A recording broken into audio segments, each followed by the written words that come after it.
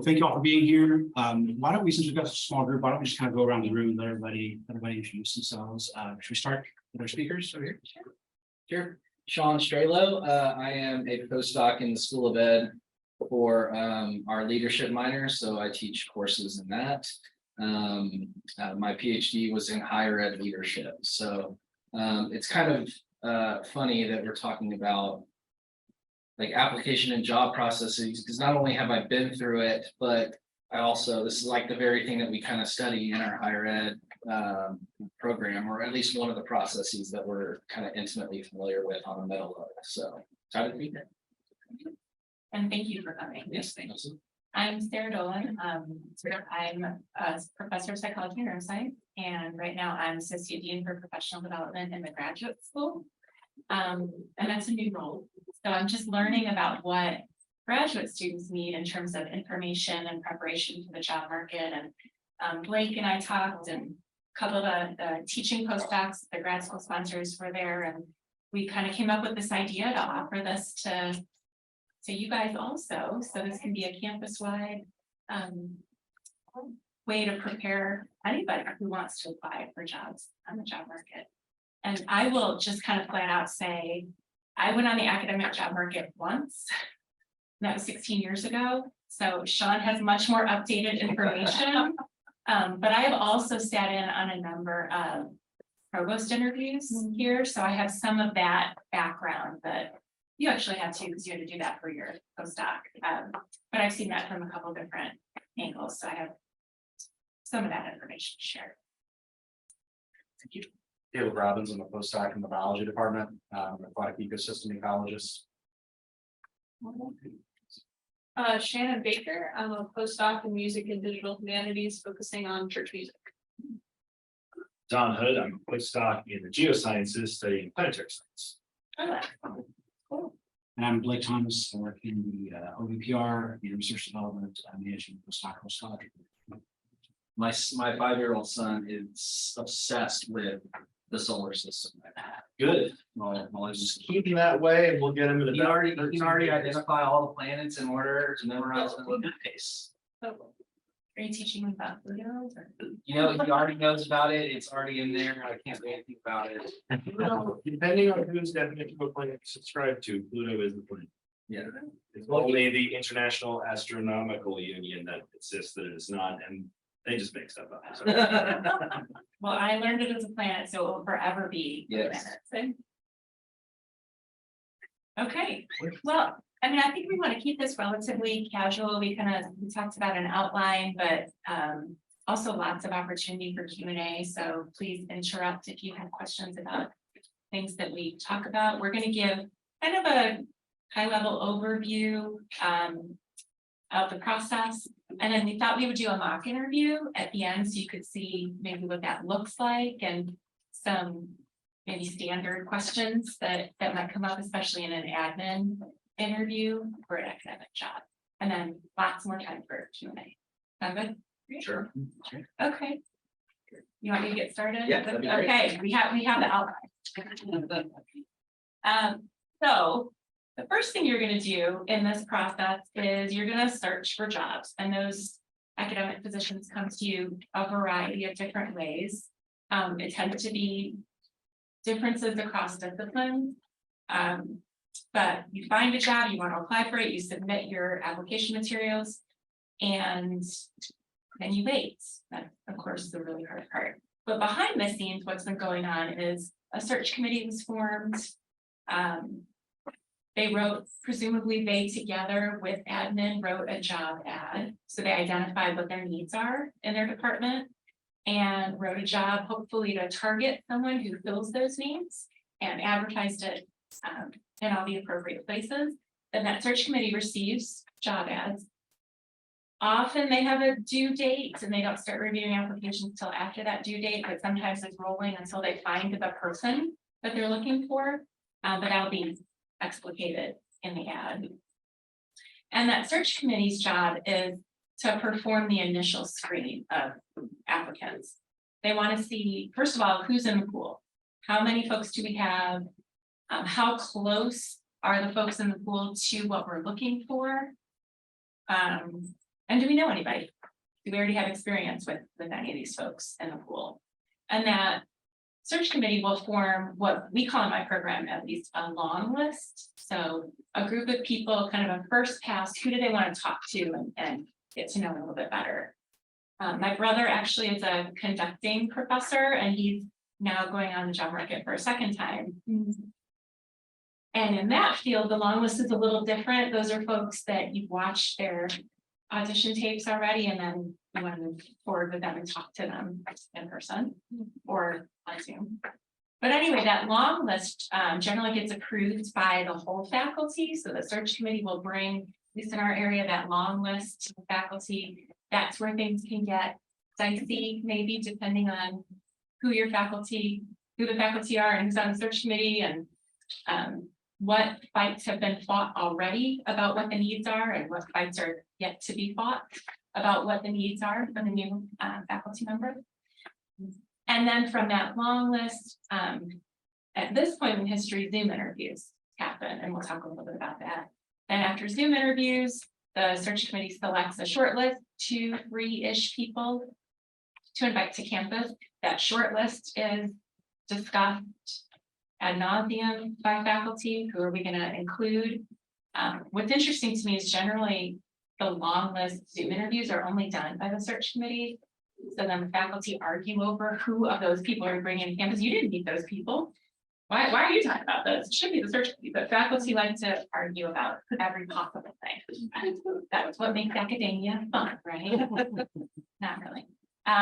So the short list, people that you're going to bring to campus, approved by your faculty, and then also generally approved by administration, the dean, maybe even at the provost level, depending on the kind of institution. Then those folks come for on-campus interviews. And then the waiting happens kind of again, and lots of things are happening behind the scenes.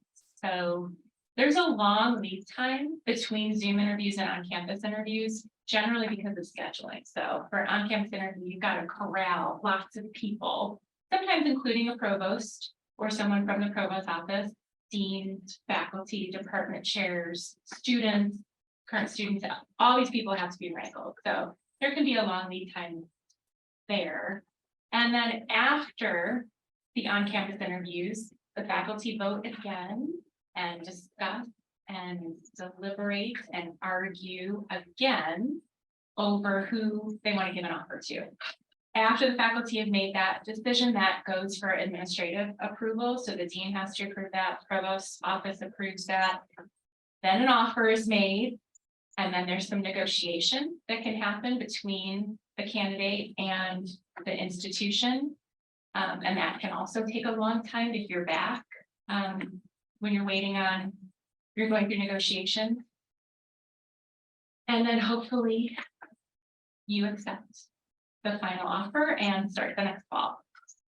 Some departments, some institutions have a wait list. So there might have been 3 people coming to campus for interviews and 1 offer is given at a time, hopefully.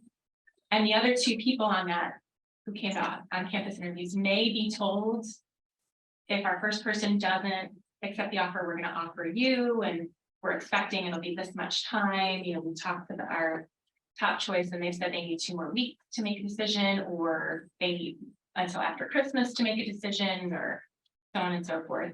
Sometimes you don't hear anything. Sometimes you come to an on-campus interview and then you're lost in the ether, which is really not the way we should be doing things, but it happens. If that's the case, I would reach out to the department chair, the search committee chair. And sometimes the second and third choice who came to campus are not going to be given offers at all. And hopefully at that point they're let go, but maybe they don't know. Maybe they're not being communicated with well. Do you have anything to add to that kind of general overview? Yeah, I mean, I would say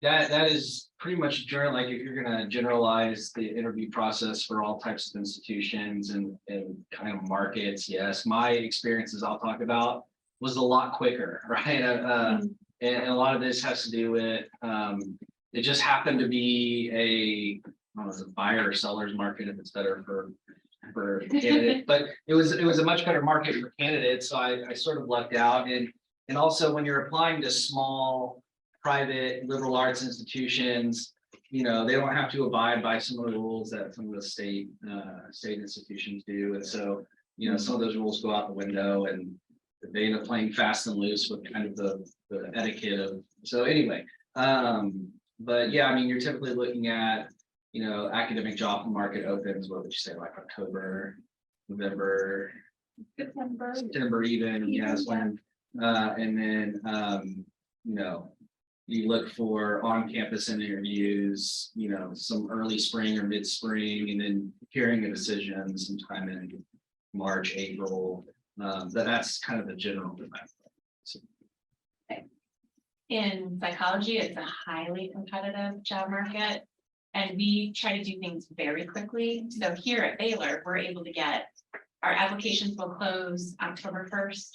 We're able to get Zoom interviews happening October 15th or so that we can get on campus interviews before. So that's our goal, is just get people off the market as quickly as possible. and I would also say, to your point about faculty, just kind of going at it ad nauseam. I mean, when you really see the process, it is so fickle.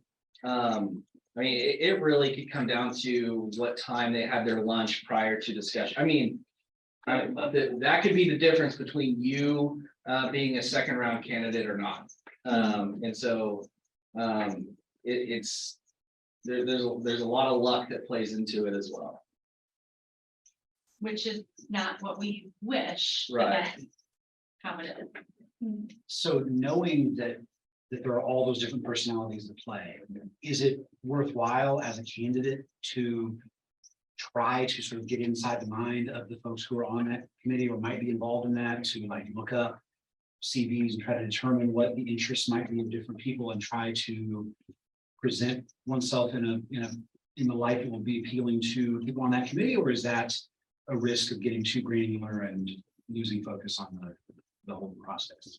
I think that's good advice, though. I would frame it more of getting inside the department as a whole. And so look at the individual, but try to get a sense, the overall, I guess, vibe of the department. And, you know, and I'll talk about my interview process, but you have to spend a lot of energy getting them to picture you in that role, not just that type of role, but that role, that department. Everything you write, everything you say should be oriented towards, this is why I'm perfect for this role in this department. And especially as the competition gets fiercer, the more targeted you want to be, and the more explicit with the people who are reading your application. Should we chime in with questions? I'm curious, something that, so geology as a field has a lot of subfields. And so you pretty frequently see relatively, well, you get advertisements for a more specific kind, you know, not just geology. It'll be a professor that does this particular subfield of geology. So I'm curious, from the committee side and the faculty side, what do those discussions look like when you have an applicant that is qualified, but not the thing you were looking for, or maybe something adjacent, you know, a candidate you'd be interested in if only you were just looking precisely for them? Those discussions, it never happens this way, but those discussions should take place before the ad was written, so that the pool is narrowed down to specific people who are filling a need of the department.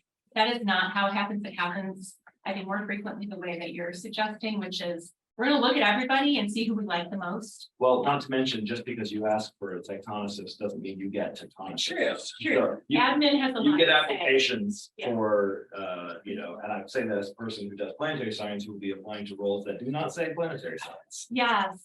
So you should feel encouraged to apply for those types of roles. But if you don't have the exact match there, you need to have some other, I would say, really strong reasons why this institution, why this department, why I make sense, right? Because we actually did for that that leadership director position, or no, sorry, it was for the higher ed faculty position. I remember the committee talking about we had two candidates that were even, but one just had more of the types of classes they were wanting taught, and that was their priority. So, so yeah, it's not necessarily shouldn't be a deterrent, but I think it will count against you in some way for the committee. If is someone that kind of matches that. But you also bring up a good point that job ads are written sometimes in a way that doesn't describe exactly what the faculty are looking for. So you do have to cast, I think, a broader net. And you think about the opportunity cost and, you know, how much do you want this kind of position?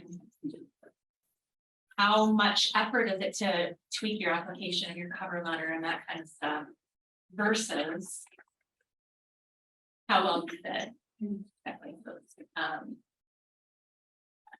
My experience on search committees has been that we say we want a particular subspecialty, but then if a really highly qualified candidate comes across our desk, we don't want to count them out. We want to meet everybody that we think would be a good fit, kind of regardless. So my department still has a gaping hole for like 5 years running now, because we just keep finding candidates that do other things really, really, really well, and we don't want to lose out on those folks. That's not a great strategy, but that's the reality. So cast your net wider than you may think, but be very targeted about why you're applying. Be very explicit about why you're making that. We've already kind of started talking about this, different reasons why people may or may not be selected for Zoom interviews, on-campus interviews, and offers eventually.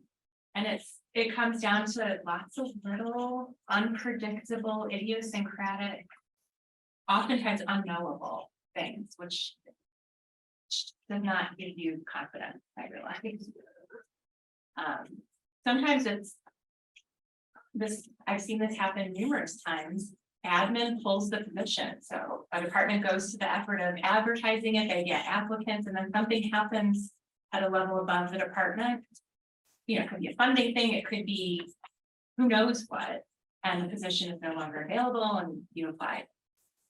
Dang it, I'm sorry. But it could be that, it could have nothing to do with you and your application materials. It could be there was an internal candidate, and that drives me bananas, but there are laws that say you need to do searches for certain kinds of positions, and even if there's somebody in mind that that department knows they're going to hire, they may be forced to do a wider search. And again, unknowable, not fair, not cool, but that's another thing that could happen. Do you have any advice about that? Is there any way to find out if that's happening, or What? Sorry. if there's an internal candidate? I've actually found had a lot of success and good experiences with reaching out to the committee head who's ever chairing the committee whenever I'm on the fence of whether or not I want to apply for a job. So to your example, if the fit for what exactly they're looking for isn't quite there, I said, hey, this is where I'm coming from. Would you still encourage me to apply? Yeah, that'd be great. And I wouldn't come out frankly and ask because they're not going to tell you. But I think you can pick up on some context clues if you reach out to the committee chair and say, hey, I saw this posting and I invent some sort of pretext for reaching out, like maybe have a question about the application or something. And sometimes they're very frank with, you know, hey, we kind of already have someone in mind. It doesn't happen all the time, but that is one way of getting some information about where they're at in the process and how much they're considering other candidates, etc. That's the only thing I can do. That's good advice, though. Yeah, and we kind of address this also. It may be a matter of who's in the pool, who's in the applicant pool. We have that issue with graduate students all the time. There may be somebody one year who is more qualified than anybody we have in the program. But they don't get selected that year for whatever reason, or they didn't apply in the right year. We already had people who were who filled whatever niche you're looking for, or this particular faculty member isn't looking for a student, and yes, you're a perfect match, but there's no funding or what have you. It could be just who else are you competing against in that specific year? And to your point, I was on. I had like what I considered a soft opening on the job market while I was still dissertating. I was like, I'm gonna apply for jobs like I am really seriously on the market. It gave me lots of great experience kind of doing applications. But there were jobs or institutions I applied for that I did not get interviews for, but then I applied the next year and did for those same institutions. So yeah, it is all about pool and apply. And having to practice too, because you're gonna write a lot of really bad cover letters, Yeah, really bad ones. So start writing them now. yeah. I wrote a lot of terrible cover letters. When I go back, I cringe. I can't believe I sent this.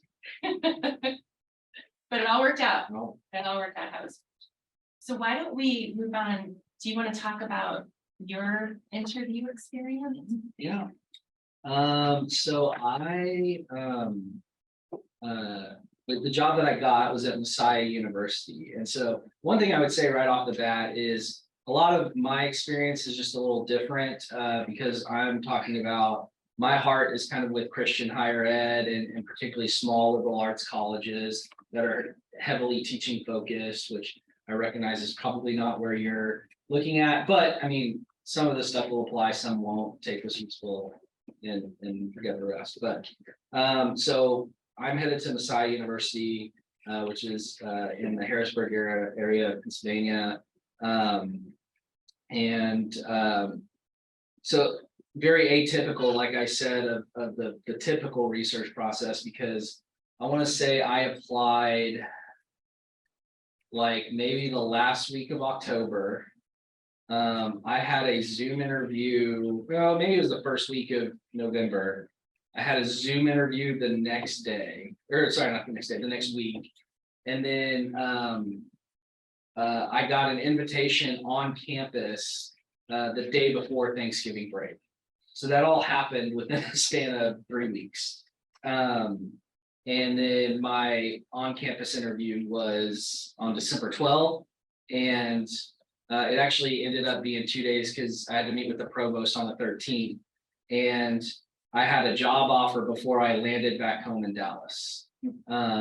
So very atypical, but they were highly motivated. And like I said, some of these smaller, they could just go at a faster pace. But yeah, I'll start with the Zoom interview with the committee. Very short, 30 minutes. And from that experience and just kind of having studied higher ed, I would say some of the questions you're going to get asked. Actually, the only question that I really struggled with was the very first question they asked, which was because it was a sport management position, but it's in their department of kinesiology, health, and exercise science. And their first question was, why do you want to work in the department of kinesiology, health, and exercise science?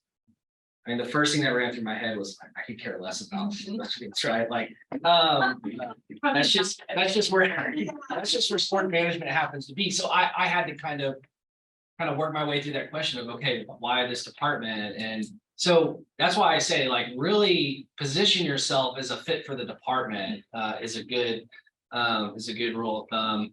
But other than that, you're going to get questions related to DEI work. So how do you create an inclusive classroom? You're going to get some teaching philosophy questions. They're going to want to know how you teach. They're going to want you to map out your research. So what you're currently working on, and I would have a plan for, say, the next 5-10 years, to just say they may not ask you to project that out. But certainly your next project. Yeah, absolutely. And then where you think your funding is going to come from. Yeah, that's good. And then, I mean, just very basic questions like why this institution, right? That's why you have to know that stuff really well. So teaching, DEI work, research, and research is definitely gonna be probably what they're most focused on for y'all. And then why are you a fit for our institution? Those types of questions, you're probably, in my experience, because I have had several Zoom interviews, you're only gonna get 4, maybe 5 questions that take up that, unless, I'm a talker, so, if you're not a huge talker, you may get 6 or 7, but it goes by really quickly. And I will say, I have interviewed at one big kind of research institution. It was actually at Clemson. And I don't know if you've ever seen this, but I had a contactless first round interview, which means it was online, but it was all one-sided with recorded answers to predetermined questions. It was awful, and I did not get. But I mean, one, it's not very user friendly, but 2, it's like they're like, okay, you're gonna have 4 questions. For each question, they give you a time limit for how long you can view the question. You get like a certain amount of time to think, and then once that, it automatically starts recording. And there are some questions they let you redo if you want to, and there are some that you don't get a redo. It was very unnerving. So I don't know if that's a normal thing that's happening now, I have never. but it was awful. So that was my only experience with a large public institution. I was like, that's just probably God telling me. Probably not. I don't go to school. The interview process, if it's going the way it's supposed to, is about mutual fit. So they should be recruiting you just as much as you're asking them for a job. Yeah. So I would say if you're having an experience that is so uncomfortable, that might be a sign that that place is not a good fit for you. That might be your first data point about what it would be like to work there. It's the most important and the most ambiguous, difficult, and finicky thing to get around, right? And I would say, even going back to the application process, I know it's tempting to just want to apply for anything that looks like you could be remotely a fit, but those applications take up a lot of energy if you're doing them right. And you have to be, I think, somewhat selective in terms of, do I really see myself at this institution, in this department, in this role? And I recognize really quickly, I get halfway through a cover letter, like, I'm not into this, and I'm not feeling, I don't know what, and then I would just scrap it, right? So I think listening to yourself when you kind of you've got to get these senses that trust those for sure. But the first round Zoom interview, very quick, and very kind of cookie cutter, as in those 4 basic areas, I would say are the ones to focus. Would you say anything? The way that I think about the Zoom interviews is I just want to get a sense of, is this somebody that I want to meet in person? Do I want to know more about them? And that could be hard over Zoom, but better than like a phone or nobody. Yeah, it used to be we just invited free to campus, and it was a bit of a crapshoot, right? You didn't even talk to people. Sure. So the Zoom actually works in the candidate's favor. And this is obvious too, but do we know anybody, right? And if you have connections, like I don't know if you've met Kevin Villegas. He's in our student life, so he came from the SIAD. He was there for 17 years, well loved, knew everybody on my committee intimately, right? So some of those things too. I mean, often I'm convinced that had more weight than any of the answers I might have given. Yeah. Just how it is. I'm curious, and this also probably is more for you since you have the experience on the committee side, the interviewer side, that personal connection part, that I feel can be sometimes a double-edged sword. Of course, you hope you have a good reputation with everyone you meet. But I'm just curious how you've seen that play out. Have you seen those reputations go negative? And so, we know this person and we should not hire them because they are this or that or the other. Have I personally seen that? No. Do I suspect strongly that it happens? Yes.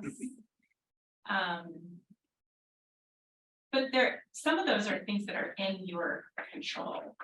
You know, a lot of this is not in your control, but some of that stuff is, be civil at conferences. Right, that kind of thing. What's probably not in your control, and this really isn't fair, is who your dissertation chair is or who your postdoc mentor is. That person has a bad reputation that can rub off on you, and it's not fair. The only advice I have about that is try to, when you're at conferences, try to be yourself and get to know lots of people as you, not as so-and-so's trainee. So I'm a clinical psychologist. That's an incredibly competitive and fickle and unfair and unregulated job market.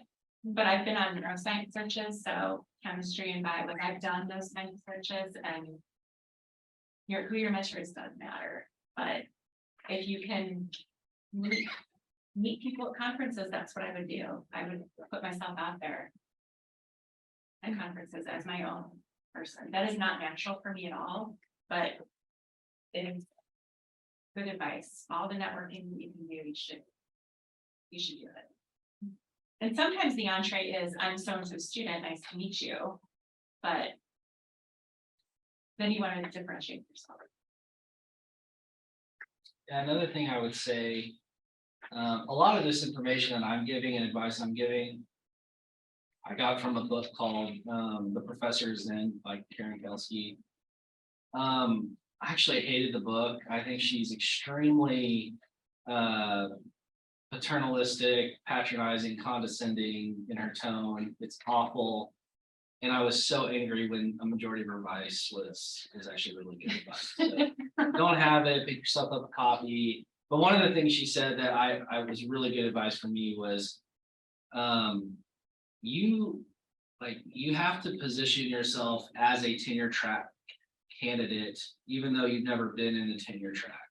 So do not refer to yourself as even in the past tense as a grad student, right? Do not refer to yourself. I would say even like I limited how much I actually use the word postdoc because I want them to see me as a peer and as a colleague.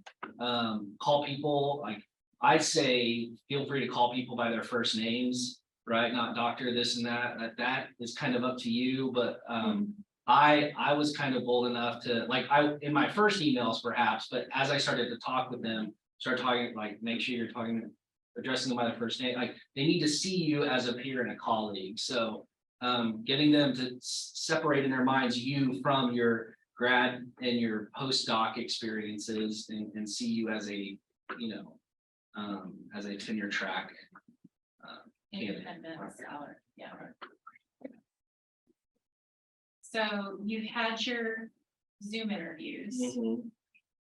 What came next, and how did you know you got an invitation? How did that invitation come? So a lot of the scheduling happens from oftentimes whoever the administrative assistant is in the office. And so had the Zoom interview, got an email from that administrative assistant saying, hey, we want to bring you on campus. Here are some dates that we're looking at. And, feel free to sometimes they might give you a real strict date and sometimes those don't work. And feel free to certainly you want to try and accommodate, but if you really can't, can we do another date? They will find, I think, some flexibility to bring you on a different date. Whether you're speaking at a conference, it's always great if you have a good excuse, right? Like I'm speaking at a conference, even, and this is advice tells me, if you're in another interview, right? Like say I'm visiting another campus actually, and those things can be helpful. If it's true. If it's true. And so, yeah, and but they'll also,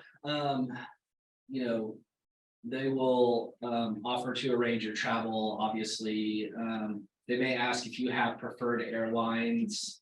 Um, and which, you know, as an aside, I would pick a preferred airline and start like, get a credit card, rack up your miles, start using the same airline, because you're gonna start flying around more and more. As you get settled, go to conferences, et cetera. Anyway. But feel free, I mean, feel kind of empowered to, if you have a preferred airline and it works with their kind of system, can I have this airline? They'll ask you for if you have food preferences, if you have allergies or, you know, specific dietary needs, you know, do tell them.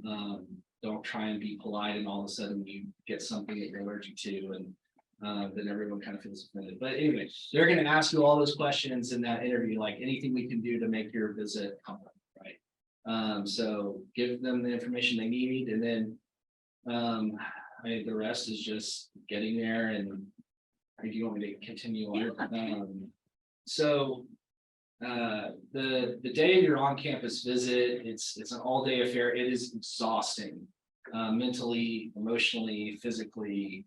It'll start 8 or 9 o'clock. And Sometimes earlier. sometimes They earlier. can take you breakfast. Yeah, they might take you breakfast or coffee. It could be 7 and 7:30. And you are going to meet the meetings you will absolutely have are a sit down with your department or your department chair, a committee interview, another committee interview, just like you had in the Zoom, but in person. You will meet with the dean.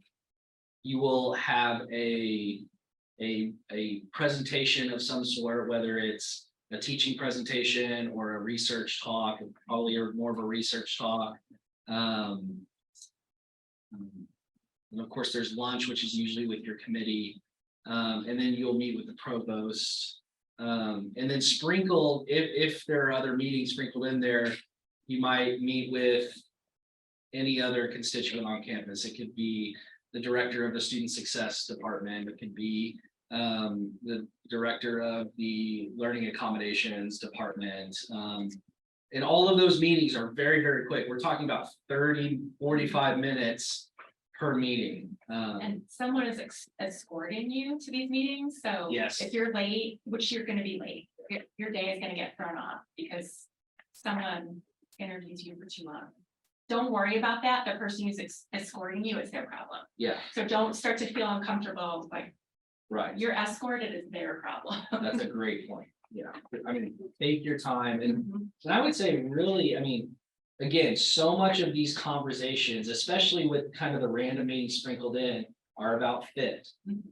Find ways to connect with these people. I mean, these are, you know, liking and interaction. That's how, you know, that's a huge ingredient in sort of the on-campus interview.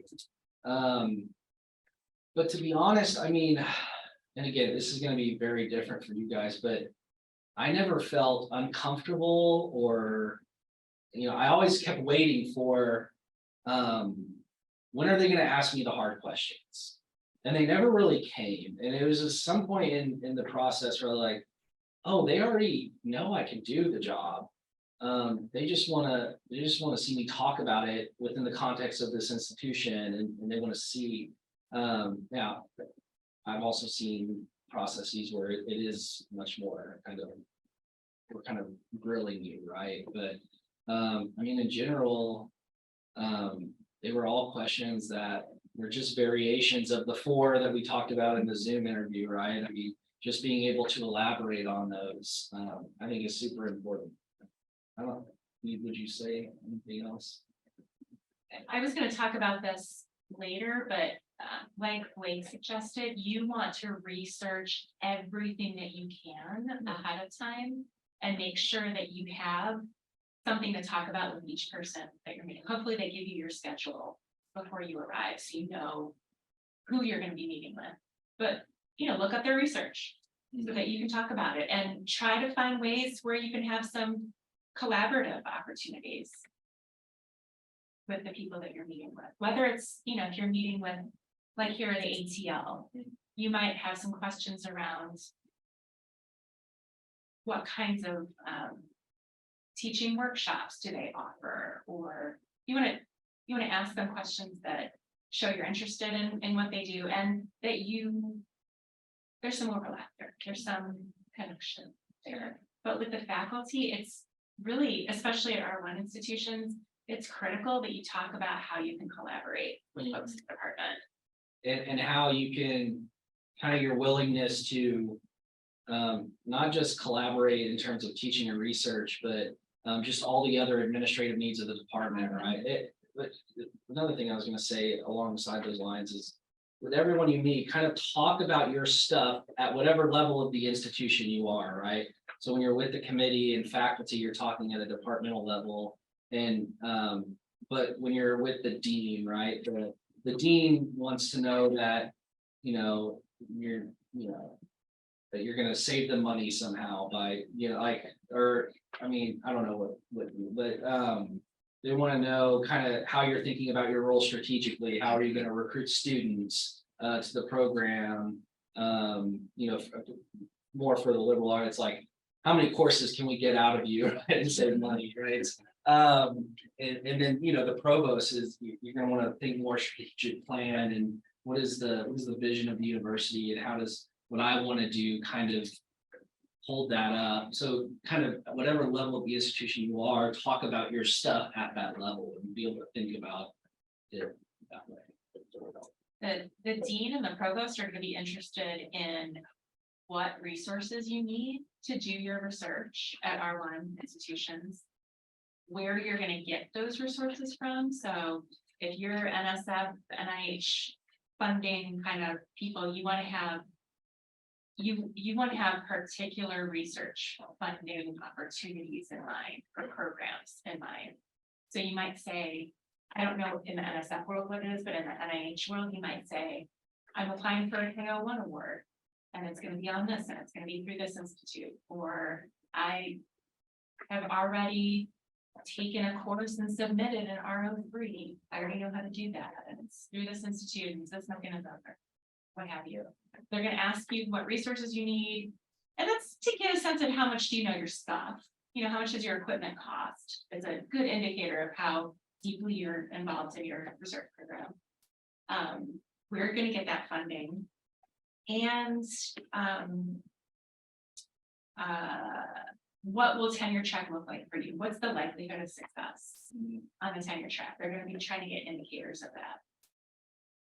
So for an R1 institution, you probably have to have some amount of external funding by the time you go up for tenure. The dean and the provost are going to want to know, can you get that? Or are you so kind of far out of touch with what that looks like that it's not likely that you're going to be successful? At these research institutions, it's about the money. Like, do they have any requirements to write grant applications while they're on an OVPR postdoc? No, postdocs are eligible to write grants as long as the sponsor allows a postdoc. to Right. do it. But there's no requirement. Successful completion is dependent. Okay. All right. Well, ask your postdoc advisor to write a grant. The more you can prove that you know how to do that, the better. And I will also, this is kind of a shameless plug, because I'm really, like I said, I'm really passionate about Christian higher ed and sort of a liberal arts education, which I know is not your bag. And It might be. it could be, It might be. it could be. Well, what I would say is that don't kind of dismiss, there's a whole market out there where they really want good teachers. And especially for Christian institutions, they want them from Baylor. I would say that one of the things that could automatically like fly you through this process is being from Baylor if you're at that particularly evangelical type of institution, because for many of them, Baylor is very much a gold standard. You are a highly sought after candidate in that regards. Just bear that in mind. It's a green gold standard. That's right. It's a green gold standard. But See, you'd already passed the dean's interview.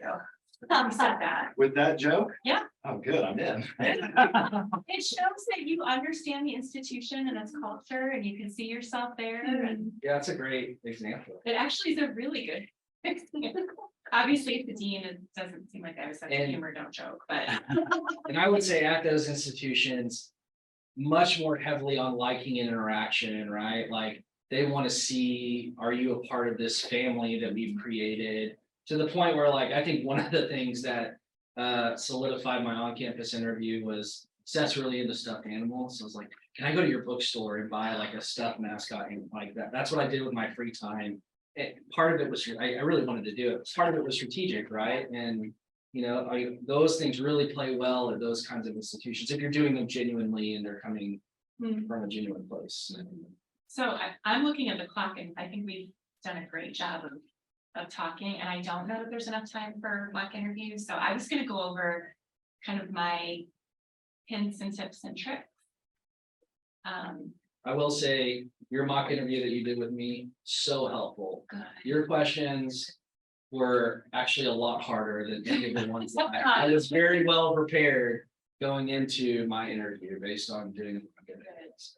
Yeah, and I'm happy to do mock interviews for folks. What I ask for is your application materials and the job ad ahead of time. And I do, if I have time, I do a little bit of research on the institution, so I get a sense of, is it smaller or bigger? Is it R1 or R2? Are you gonna have doctoral students?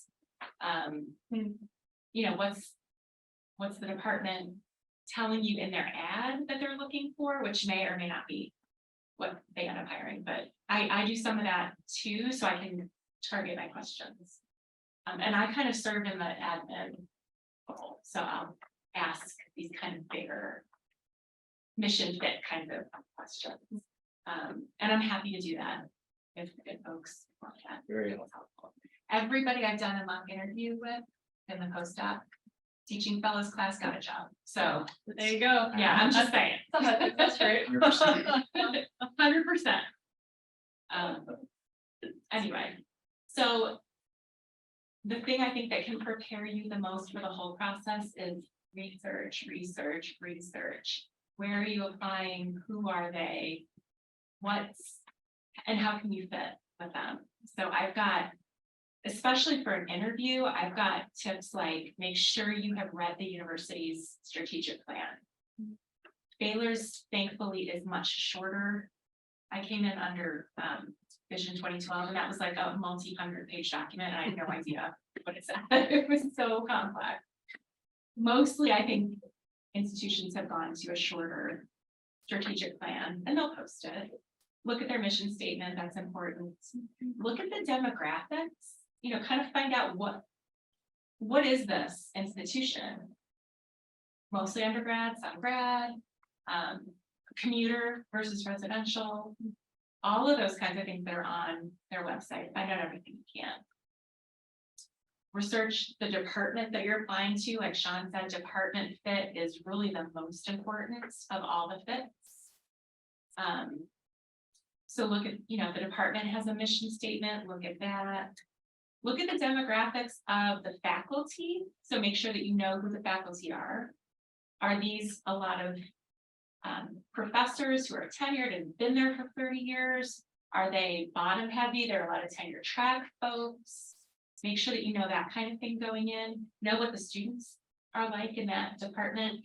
See if you get a sense of where they go after they graduate. Undergraduates and graduates. That tells you kind of what their mission is in terms of education.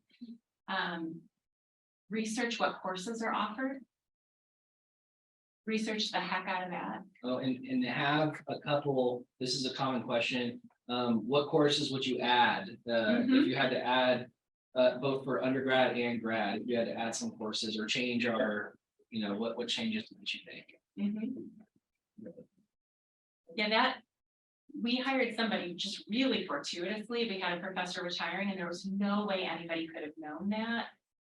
But this person did their research and saw that the person in our department teaches X course is in their upper years. So that person was very well targeted to say, you know, when so-and-so retires, I am able to slide right in. I've done research in that area. That was a pretty, you can't necessarily predict that, but it was, that person had done their research. I knew that our expert in XYZ was close to retirement. Anyway. The other thing I would say is practice, practice, practice the Zoom interview. I can't tell you how many mock interviews I've done where, from my view, the Zoom background is a little funky. Maybe the candidate sitting at kind of a weird angle. There's too much going on in the background. They're sitting in front of their bookshelf and it's all disheveled and organized. That doesn't look good. Or they're sitting like I am in front of just a blank wall. That's not good either. You want to have a little. Yeah, right. That's okay. That happens. I would practice and make sure you've got a good internet connection. That's probably at this point obvious. Practice the writing too, writing your cover letters, writing a teaching philosophy statement if they want one. A DEI statement. A DEI statement. Some of the best advice I've ever gotten from writing anything was from Lin-Manuel Miranda. He was talking, it took him a year to write My Shot, that song. Really? Yeah, and he's like, I kick the tires on every single, he's like, if I said something in 4 lines, could I say it in 2? If I said something in 2 lines, could I say it in 1? And because everything that you're writing in those, you know, not only has to communicate with the essay ones, but it has to drip with I belong here.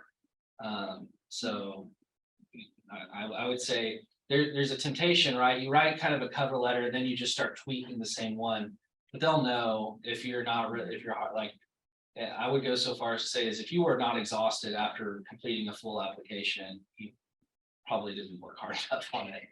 So rework and always try and position yourself. They should see you in that role. And for those of you who are applying for research positions, practice your research talk. Hopefully your advisors have lab meetings or seminars or something where you can do that practice with an audience. But if not, ask. And if not, find a group of friends. And even from this group, and practice that job talk. If you're doing a teaching demo, do you get ahead of time? Yeah, Far enough ahead of time the topic? and it will often be very vague. If it's a teaching demo, they like to leave things open to interpretation. So mine's a sport management because my field's in sport management, and it was like talk about a social issue in sport, right? And for the director of the leadership studies, the prompt was do a teaching presentation. That was it. But sometimes I would say more often you'll get at least like here's the general topic, but how and how much you want to involve us, like you know all of that we usually leave up to you. Like, this is your time, kind of format how you. But also don't be afraid to ask. Yes. Don't be afraid to reach out and ask questions. That demonstrates that you want to do a good job and that you care about this particular institution. If it is a teaching presentation, then there will likely be students present. One thing that I did that I think played really well was as students were coming in, I was talking to them, learning their names so that I could actually use names and doing that kind of stuff as well. Those things go a long way for that kind of presentation. I would also say prepare and practice some of these more general questions, like how can you contribute to our mission of inclusivity and belonging? Tell me what your research plan is for the next 5 years. Where's your funding coming from? What's your teaching philosophy? All of those are general questions that you know you're going to be asked. You can prepare answers to those and practice them. Because the more you have those down, the more energy you have to give the tougher ones or the less common ones more thought. Yep. And reach out to your resources here. You have people here who want you to be successful. The whole postdoc program is about getting you a position. So we want The ATL has great resources. the ATL does. I am thinking that the Graduate Writing Center might look at job application materials. I should know that they're under me. But I know they do. They do now. Well, as of, let me send a text. Expect emails from these people. But they do workshops. The Graduate Writing Center does job application workshops where they'll talk you through teaching statements and CV and all that kind of stuff. The graduate school does stuff like that too. I'm sending all that information to Blake when it comes up, and he's sending that out in his monthly newsletter. So even if it says graduate school, that's you guys also. We're here for you also. It's a fun time. But it's also a mutual match. Yes. They should be recruiting you just as much as you're recruiting them to hire you. So they should be showing you a good time, right? You should go to a nice lunch. You should go to a nice dinner. Yeah, and dinner actually is a great, dinner and lunch are great times to ask other questions about the community, right? And one thing that I think committees really want to know is this person committed to being here, or is this just a stepping stool kind of job, right? And so when you start asking questions at dinner and lunch and sort of the free times of, hey, what are the good neighbor, where should I kind of ride around and look at it? If you're a church goer, like, like where's, just those kinds of questions, get them like, okay, this person wants to be here.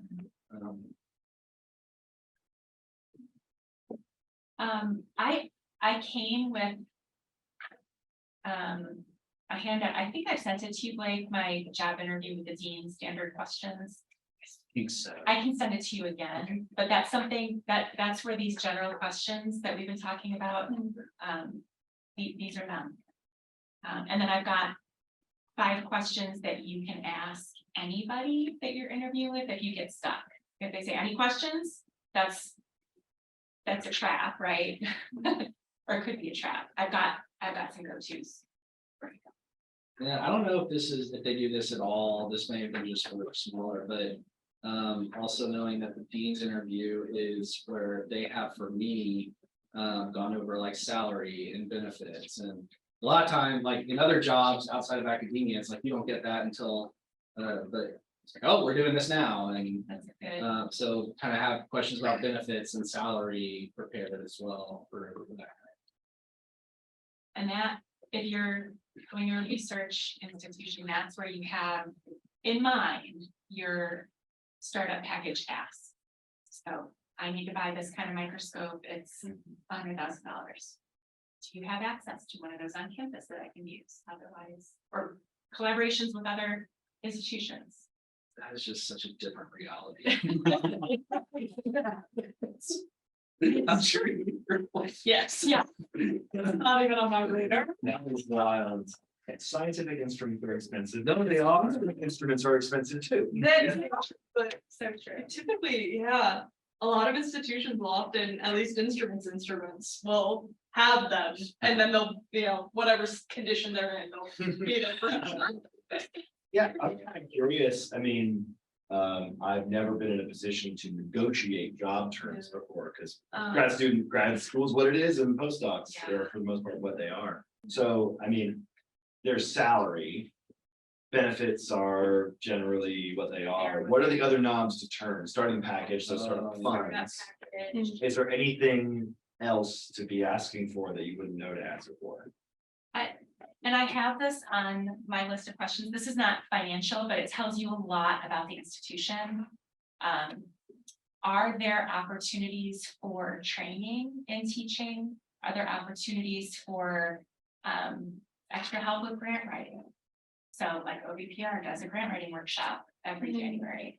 Are there funds to send me to go talk to my NSF program officer in Washington? What kinds of developmental opportunities are there? Is teaching load something that's negotiable? For research positions, it tends to be. Not for, Yeah. for. It tends to be. And part of that though comes with how much money are you bringing us?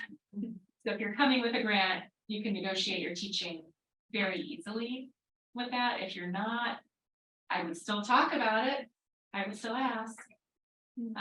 And that kind of goes into the question of what makes a tenure track faculty person successful at your institution.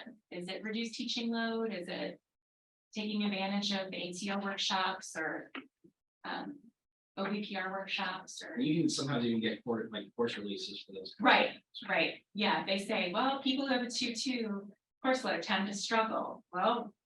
Can I have a 1-1 or no, a 0-1? I wanna be successful.